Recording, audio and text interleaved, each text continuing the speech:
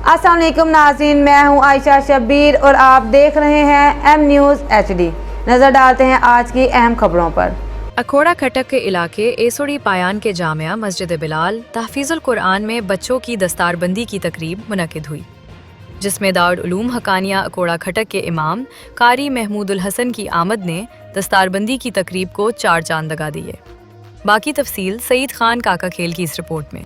जी, इस वक्त मैं एसोड़ी पायान में मौजूद हूँ, बिलाल मस्जिद, जहाँ पर आज बच्चों के दस्तारबंदी का प्रोग्राम चल रहा है और आप स्क्रीन पर देख रहे बच्चों की खुशी और नहायत तहजीब के साथ दस्तारबंदी का प्रोग्राम जारी है।